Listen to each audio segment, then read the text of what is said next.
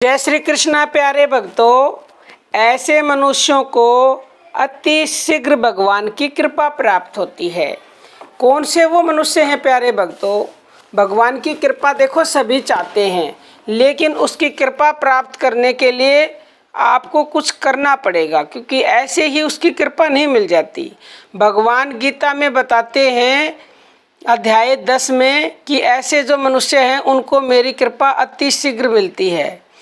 भगवान कहते हैं जो मनुष्य निरंतर मेरे में मन लगाने वाले और मेरे में ही प्राणों को अर्पण करने वाले भक्तजन सदा ही मेरी भक्ति की चर्चा के द्वारा आपस में मेरे प्रभाव को जनाते हुए तथा गुण और प्रभाव सहित मेरा कथन करते हुए ही संतुष्ट होते हैं और मुझ वासुदेव में ही रमण करते हैं। तो जो ऐसे मनुष्य हैं प्यारे भक्तों, जो निरंतर उनका चिंतन करते हैं और प्राणों को अर्पण करते हैं और सदा आपस में जब भी जहाँ भी जिसके पास भी जाते हैं, जहाँ बैठते हैं, उनके साथ भगवान के गुण तत्व रहस्य का ही गुणगान करते हैं, बातें करते हैं, उनका प्रभाव क्या है और जो भगवान का कथन है उसी में वो संतुष्ट होते हैं। यानी जैसा भी सुख दुख प्राप्त हो उसी में संतुष्ट रहें और भगवान में ही निरंतर रमण करते हैं। उनको अति शीघ्रता से प्रभु की कृपा मिलती है निसंदेह, क्योंकि ये भगवान ने स्वयं कहा है।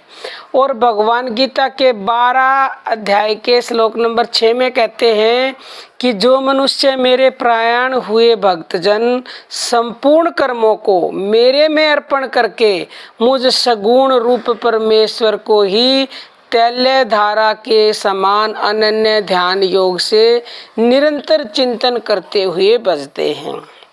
भगवान कहते हैं भगवान के प्रायण होकर जो भजन करते हैं, यानी कि मेरे सब कुछ मेरे भगवान ही हैं।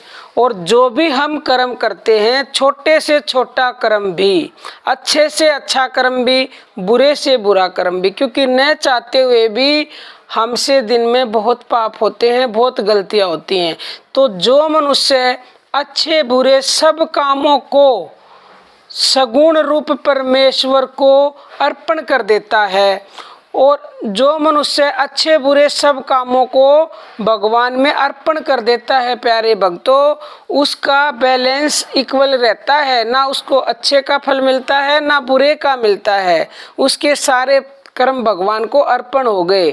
और तैल्य धारा मतलब जिस प्रकार तेल की धारा नहीं टूटती, निरंतर जो उसको ध्यान योग के द्वारा उसका चिंतन करते हैं उनको भगवान की कृपा निसंदेह शीघ्रता से मिलती है।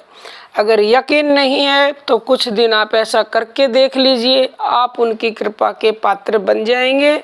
और जब कृपा के पात्र बन जाएंगे तो आपको स्वयं पता लगेगा कि आपको क्या मिल गया है, क्योंकि इससे बड़ी कोई वस्तु संसार में है नहीं कि भगवान की कृपा आपको मिल गई। उनकी कृपा पाने के लिए तो मनुष्य हर जीव ने जाने कितने जन्मों से लाइन में लगा हुआ, एक जन्म से नहीं अनंत जन्मों से लाइन में लगे हुए हैं। जिस जीव पर उसने कृपा करके अहेतु की कृपा करके प्यारे भक्तों बिना ही कारण कृपा कर दी और ये मनुष्य शरीर दे दिया और मनुष्य शरीर मिल गया, तो हमें भी तो हमारा कुछ फर्ज है ना, उसने तो हम पे कृपा कर दी। अब बाप ने किसी बच्चे को करोड़ रुपए दे दिए, वो करोड़ रुपए ऐसे ही उड़ा देगा तो पछताएगा फिर। हमें भी ये करोड़ रुपए तो कुछ भी नहीं है, ये मनुष्य शरीर इतना बेशकीमती है जिसका कोई हिसाब ही नहीं है, दुर्लभ है ये, वो कीमती खजाना दे दिया प्यारे भक्तों। उसके बाद हमें इसको ऐसे ही बर्बाद कर देंगे, क्योंकि निश्चित समय के लिए हमें टिकट मिली हुई है। जिस दिन वो समय पूरा हो गया यानी वो टिकट ख़त्म हुई तो हमें गाड़ी से उतरना पड़ेगा, यानी संसार से जाना पड़ेगा।